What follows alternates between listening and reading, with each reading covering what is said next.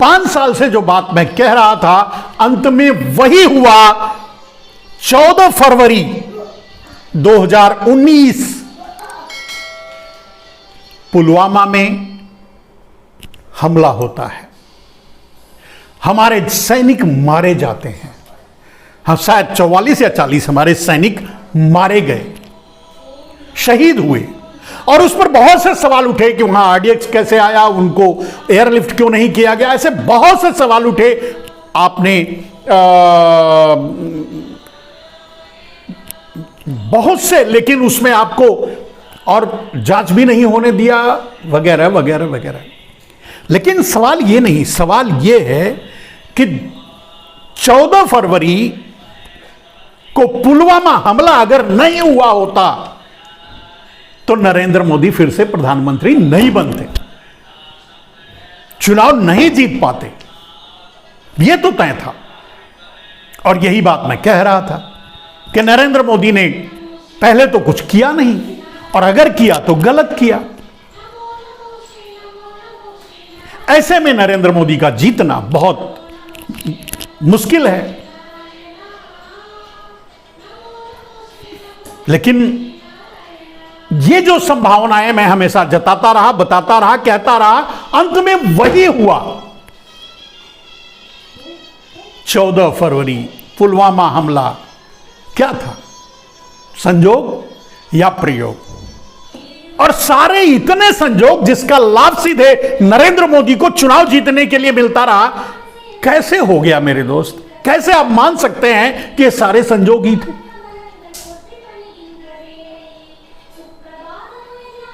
और मैं कहता हूं मेरे दोस्त कि मैं भारतीय जनता पार्टी के लोगों से भी तीखे सवाल, तीखी बातचीत होती है, नोक झोंक हमसे होती है, जिसमें मैं ये सवाल करता हूं, ये पूछता हूं, वो मान भी लेते हैं कि राजनीति में ये सब चलता है।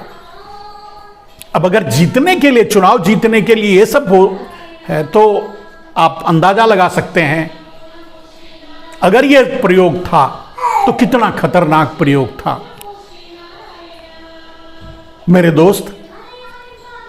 और इस तरह के खतरनाक प्रयोग करके चुनाव जीतने वाले नरेंद्र मोदी अगर संसद में खड़े होकर यह कहते हैं कि हमारे पास 140 करोड़ देश की जनता का कवच है, क्या यह हास्यास्पद नहीं है?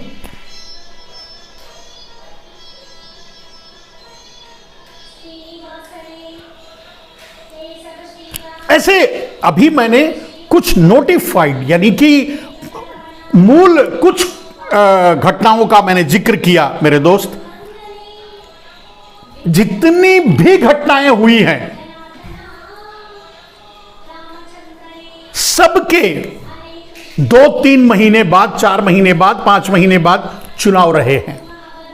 चुनाव को टारगेट में रख करके ही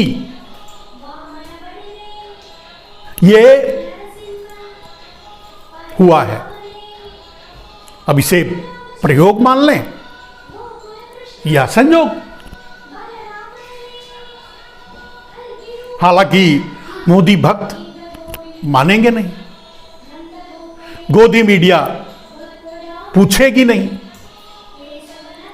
कोई मीडिया अगर हिम्मत भी करेगी तो इनकम टैक्स की रेड होगी, ईडी की रेड होगी, सीबीआई की रेड होगी। आप देख ही रहे हैं, अघोषित इमरजेंसी भारत झेल रहा है। और इतने खतरनाक अपने स्टंट को अगर नरेंद्र मोदी ये कहते हैं कि आम 140 करोड़ भारतीयों का मुझे कवच हासिल है, गलत है, झूठ है। पहले तो जो वो जीत रहे हैं, पहली बात तो वोटर 140 करोड़ नहीं है, गलत बात। वोटर तो होंगे 70-80 करोड़, ठीक है। तो अगर 70-80 करोड़ वोटर हैं तो उसमें से 30%, 35%, 40% के अंदर ही मिलने से ये जीतते हैं और प्रधानमंत्री बनते हैं। फिर 140 करोड़ की बात ये कैसे कर सकते हैं? देश का आदमी, देश का आम आदमी, देश का हर आदमी तो भुगत रहा है, रो रहा है। महंगाई से त्रस्त, बेरोजगारी से त्रस्त, गरीबी से त्रस्त, भूखमरी से त्रस्त, अन्याय, अत्याचार, झूठे मुकदमों में लोगों को फंसाना, लोगों को जेल में डालना, इन सारी यातनाओं को झेलते हुए भारत जी रहा है। कैसे कैसे?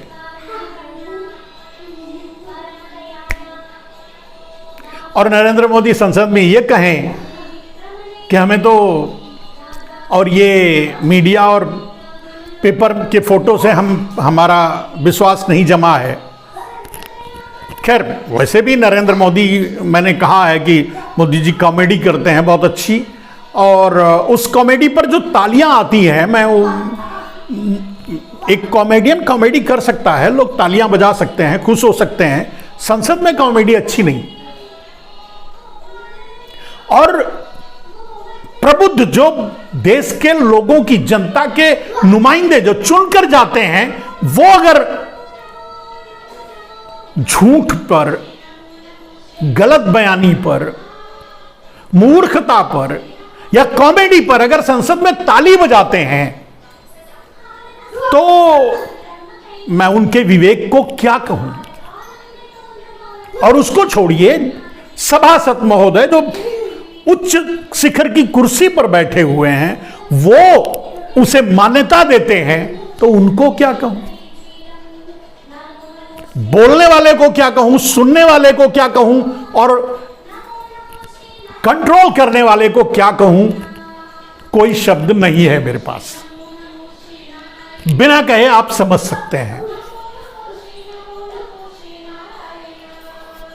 वैसे भी आप देख रहे हैं, आप अच्छी तरह जानते हैं क्या हो रहा है। मैंने पहले ही कहा कि चाहे वो मीडिया हो, मीडिया पूरी तरह से बिक चुका है। लोकतंत्र के चारों पाए, मीडिया पूरी तरह से बिक चुका है। ब्यूरोक्रेसी उतना साहस कर नहीं सकता, क्योंकि उसे रोजी रोटी और अपनी नौकरी बचानी है। विधायिका नरेंद्र मोदी के कब्जे में है, संसद, और न्यायपालिका अब सब में होड़ लग गई है, उसमें भी होड़ लग गई है, राज्यसभा जाने में, राज्यपाल बनने में, और न जाने क्या क्या में। आप खुद ही समझ सकते हैं। तो जब फिर उनके निर्णयों पर, उनके वो संदेह के दायरे में तो आता ही है कि नैतिकता वाली बात आज के दिन अगर कोई नैतिकता की बात करे कि नैतिकता भी होती है, तो ये मतलब नहीं है।